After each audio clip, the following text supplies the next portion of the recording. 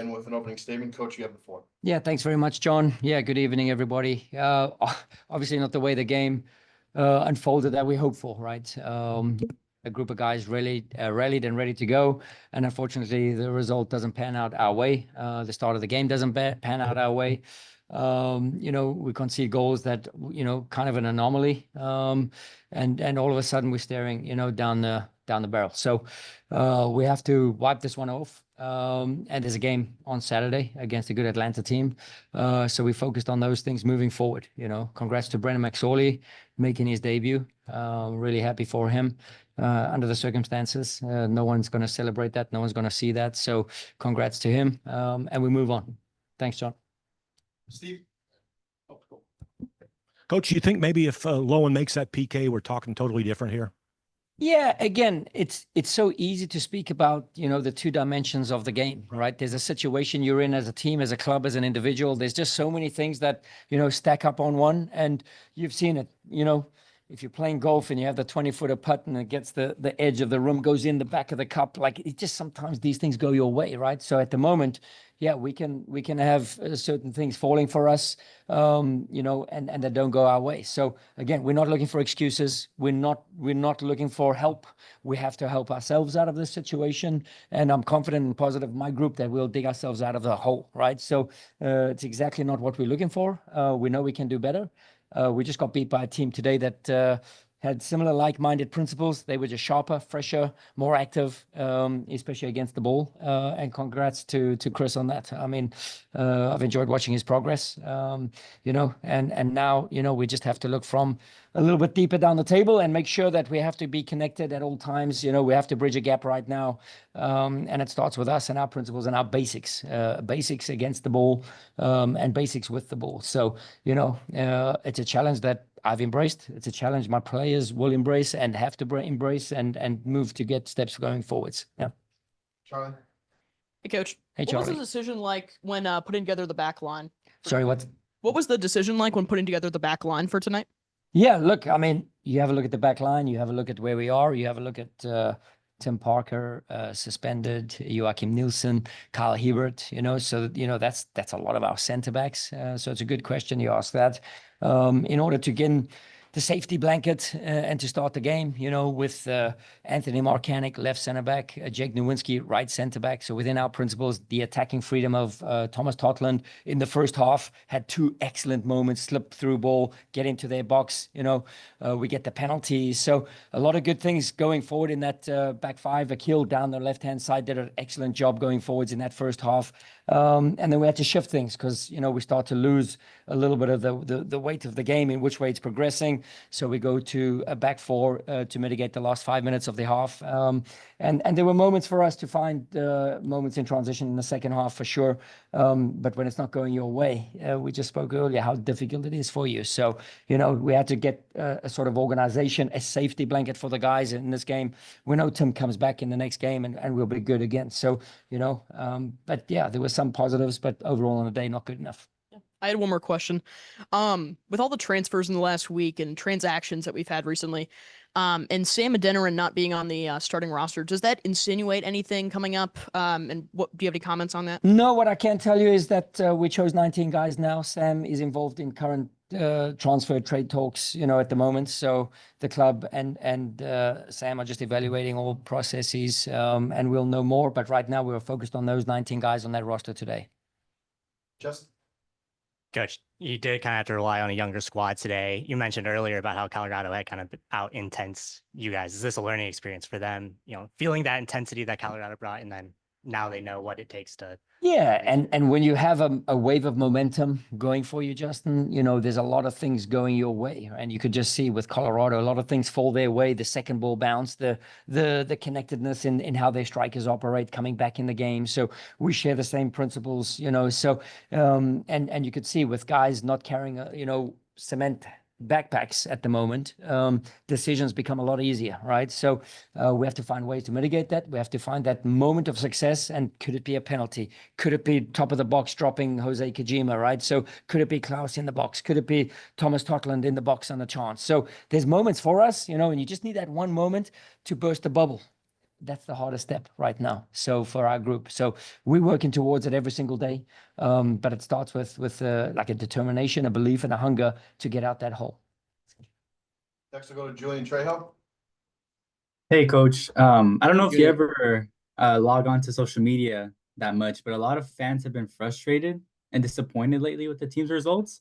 Do you think those frustrations are justified? And do you have like any message you would like to give to the fans to kind of stay optimistic in this moment? Yeah, 100%. Yeah. I mean, for sure, fans are frustrated, players are frustrated, coaches are frustrated. We're all frustrated in the situation that we're in. I think it's human nature to be frustrated, for sure, you know.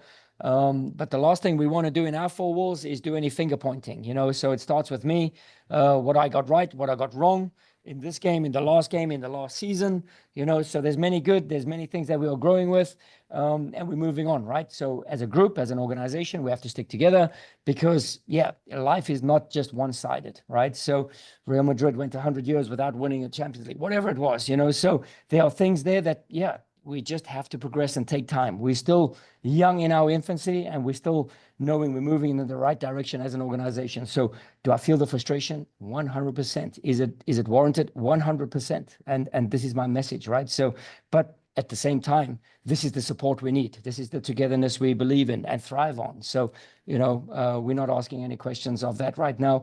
We need our fans to be connected with us through a tough time. Simple as that. And I urge them and embrace them to do so.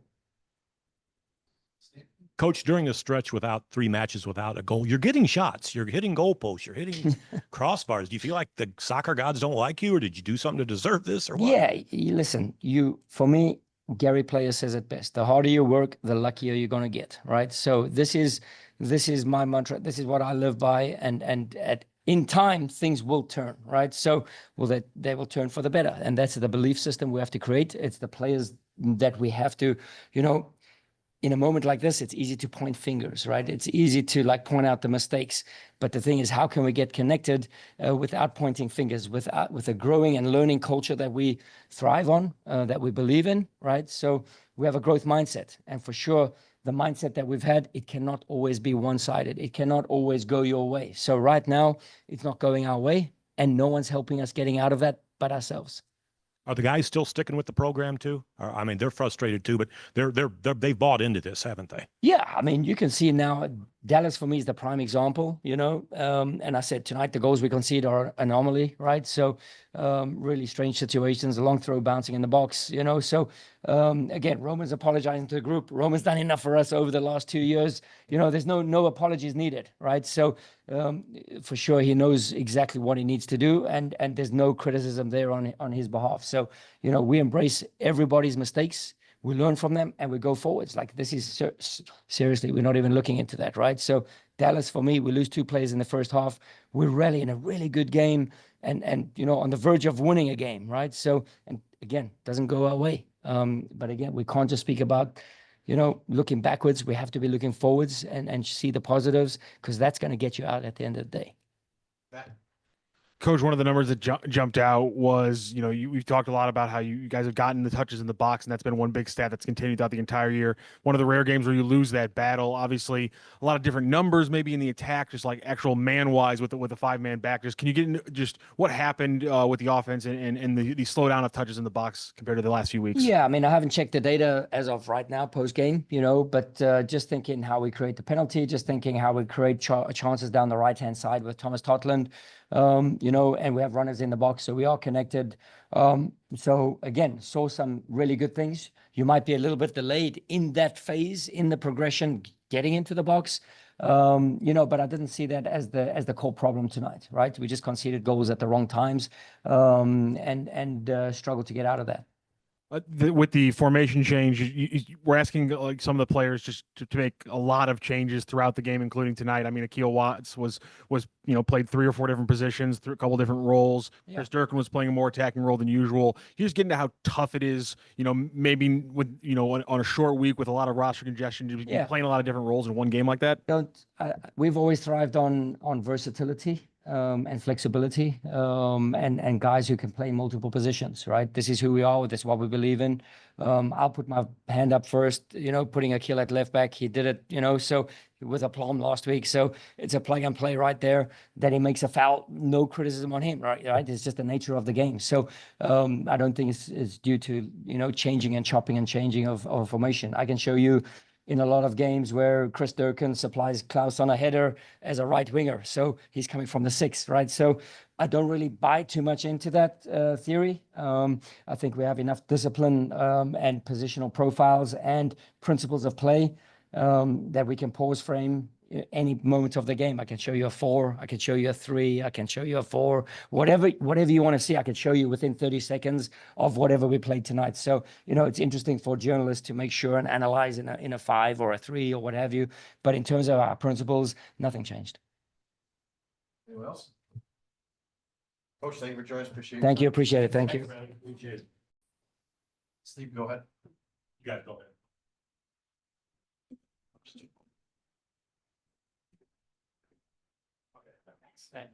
Any takers? Big, obviously, after a game like that, what's kind of the mood in the locker room? Obviously frustrated, but what are you kind of saying in the aftermath of it to try to kind of rationalize what just happened? Yeah, it's very frustrating to lose at home, and on top of that, losing 3-0 at home. That's very disappointing, and that's not who we think we are. And that's not what the fans deserve. And I don't think that's what we deserve when we're fighting every day in training.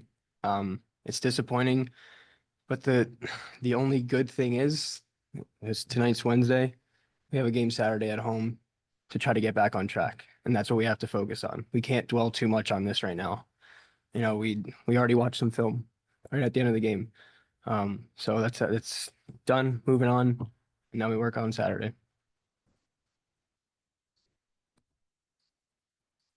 You really did watch film? He had you going over it right after the game? Yeah. Is that normal? Sometimes, yeah. Okay, cool. You feel like the PK goes in, things might be different? We might be talking about a little momentum swing and something good could come out of this? Yeah, I mean, I think we created some, excitement, some chances in the first half. We want Edu taking that pen every day, and he hits it hard. It's just, something right now is not going right for us. But I think we still had moments, in that first half to capitalize and score. And then, we go down 2, and I think that deflates us a little bit. And we kind of go from there, yeah. This is like the 3rd straight match you haven't scored, but you've had opportunities. You're not getting shut down. They're hitting posts, and the goalies are coming up big. Is that frustrating? Do you just kind of keep hammering, like banging your head against the wall and just hoping it goes in eventually? Or Well, of course it's frustrating, right? I mean, not scoring in that many games is very frustrating, but like you said, we're creating the chances. Once they start going in, I think, we can make the most of the second half of the season. Your team, what they are talking about, what is happening, what they are saying in the locker room. I think right now we know we're better than what our results have been. And I think we need to, the most important thing is to stay together right now. And I think we have a very good locker room that does that. No one's screaming at each other. No one's, posting blame on anything. So I think that's something that we need to make sure that we do, is just to stick together right now through these, tough times, because we know it can change on Saturday and we go from there. So that's what we have to do. Charlie? Hey, Jake. A lot of negatives recently. What is one thing you guys think you did well on today? I don't think we gave up. I think we were pushing. Even when we went down 2-0, we still had guys flying in on tackles, winning second balls. We just couldn't finish. And I think that's, something that's kind of in our DNA, is that we don't give in, we don't give up. And I think that you can see that if you watch, we were still pushing to the end. Next we'll go to Julian. Hey, Jake, you've obviously, been in this league for a while, and you know how difficult it is to get out of slumps like this in the MLS. As one of the guys that's kind of been around for a bit, what do you think this team is missing to kind of get over this hurdle over the next couple of games? Yeah, I think it comes down to, I think we have the skill, we have, our tactics are right. I think we do a lot of things right in games. It just comes down to more of a grit, getting it done, more of a mentality of, just wanting to beat that player. And I think that Colorado did that to us tonight. I think they won a lot of second balls, and that's kind of something that we, that's our tactics, like that's our principles. And they kind of did what we wanted to do to them tonight. And we need to make sure that we get back to that as soon as possible on Saturday. Anyone else? Good. Oh, go ahead, Nathan. Kind of on the back of what Julian just said about your experience in MLS, do you think that the team kind of learns more about itself when things are difficult like this, as opposed to when everything's going good? Yeah, definitely. You see you guys really are, right? And I think we still have a strong team. Guys aren't breaking, guys aren't, giving up, guys aren't posting blame, like I said. And I've been a part of teams that have been pretty bad, that have, the locker room has blown up. And you can see it on the field. And I don't see that at all right now. And I think that's just kind of what we have to keep, working towards. Because I think that's the most important thing, is just to stay together right now in this tough time. Go back to Julian. Yeah, looking probably a little too far ahead, Jake, but do you think these negative experiences at this point of the season could potentially, kind of be helpful later on if, you could make the playoffs and kind of get in a series where it's getting tough, and just know that, what, we came over this big hurdle throughout the season, we made it through, and everything was okay. Yeah, of course. We have 16 games left? 16 games left. That's half a season. Like, we can flip that script very easily. And I think that we have the locker room and the guys and the coaches to do that. So I think it's, we can panic a little bit, but it's not pressing the button down, because we know that we stay true to our principles, stay true to everything. We can be a successful team. And, 9 teams make a playoffs. It's not something where it's like, I think we can get those points. We can make those points back. Anyone else? Great, thank you for joining us. Appreciate it. Thanks, guys. Justin? What you thought it would be? Oh, sorry. No, you're good, Steve. Go ahead. Yeah. Dreamed about as a kid? Yeah, since I was 8, probably. Yeah, it was short, but moment I'll never forget. And I know my family was super excited back home. My brother and sister came to the game today, so they got to see it. I didn't get to give them my jersey, but I think I'll get it in like a month or so. So yeah, it was great. I really enjoyed it. Yeah, Ren, when Coach Carnell was in here earlier, he called out your debut just because he felt like it wasn't going to be talked about much after the game. But coming in those situations as your first start, like, how are you feeling when you hit the pitch and obviously club down, they need a goal at that point? Yeah. Yeah, I mean, since I got drafted in, I think it was December, this is all I ever wanted to do, play for the first team. So much thanks to Bradley, Coach Carnell, for giving me the opportunity and show what I can do. Hopefully I'll get another chance soon. But yeah, he'll always be really important to me in my career for giving me this chance. Henry? Are these similar to Justin's question, but are these type of situations, like when the team's down, your favorite situations to come on because, having something to prove? Yeah, I guess I like to score when we're down, I guess, to try to tie it, but obviously today wasn't the day. Yeah,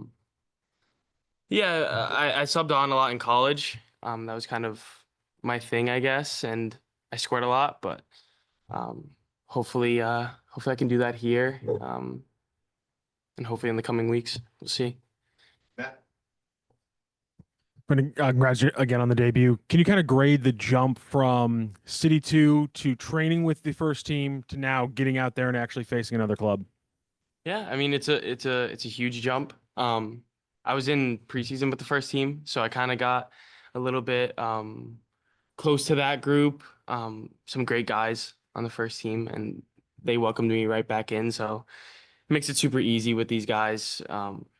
So supportive, so just really, really nice guys. I couldn't say enough about them. So I'm very lucky that I'm in this environment compared to somewhere else where I could have went. So yeah, I'm extremely fortunate to be here. Did you feel comfortable out there? Did you kind of Yeah. take a minute to get your footing, and when did you kind of feel like you were? Did you kind of feel by the end of the game that you were starting to feel a normal way out there? Yeah, I mean, I guess you could say it's always hard getting subbed in to a game because it's just you need a little bit of time to get adjusted to the speed of it. But yeah, my mindset going into it was just run my tail off, do as much as I can in the time I'm given, and hopefully I could show something. And let's hope I did that. Steve? Was there time to be nervous, or you just run in there? And did Bradley tell you before the game, hey, I might be using you tonight, be ready? No, he didn't tell me, but I had a clue. Um, you said the nervousness. The game being at 7:30, it's like the entire day is like leading to these 10 minutes. So it's kind of like it's all in my head the entire day. So it's hard to not be nervous, but once I was out there, I didn't feel it at all. You just go back to the thousands of games you've played in. It's just like any other game, and I love the fans a lot, but you almost don't notice them. So yeah. You mentioned your family. You said brother and sister made it, parents didn't? Yeah, Or my how did- brother, where'd they come from? From part of? New Jersey. Okay. So I'm from Randolph, New Jersey. My brother Liam, my sister Nora May, were here. Yeah, and my mom and dad watching back home. I know my mom was probably crying when I got subbed on, so maybe I'll see a video of that later. Have you talked to the parents yet? Have you said My anything? phone's actually dead. Oh. So my brother and sister are waiting by my car right now for me to. They don't even know I'm doing this, so I think they're like, "Where is he?" Go to Julian?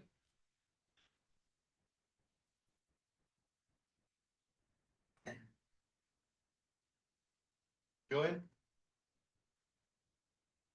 Julian? All right, anybody else? Good? Brendan, thank you for joining. Thank you guys. Appreciate it. You'll get your phone up and see all of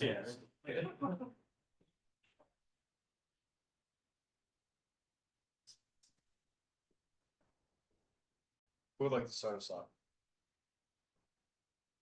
Go ahead, Justin.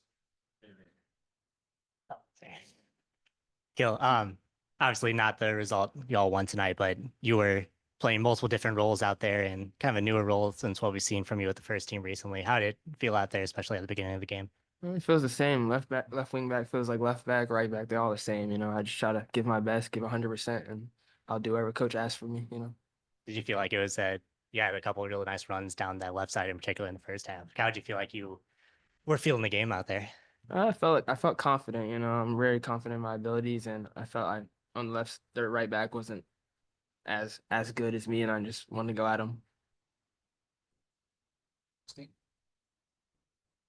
I know it's been kind of a frustrating period. Do you feel like you're just a goal or just a win away from breaking out and getting on a streak and, making things right here? Absolutely. I believe when that first win comes, we'll get on a roll for sure. Matt? Just that switch over to the left side. You did it once early on the season, and now it's become kind of a regular thing. Was there something to get used to that, or was it simply just having to cut back to get to your right foot for crosses was really like the only big difference? I mean, I enjoy playing left back because I can cut in on my right, as you said, but I played left back during preseason, most of preseason, so I'm fairly comfortable with it. And just in a game when you're switching around, from you jumped into center back for a little, center mid again for a little bit, and then things changed and you switch around. So just how is it for you to get attack different parts of the field? Do you get to see different parts? Does it help you when you're moving around like that to different spots? I mean, I feel like growing up as a center mid is pretty easy just to go back to it. I mean, I feel pretty comfortable on the ball, so going in there, I feel 100% confident in my abilities.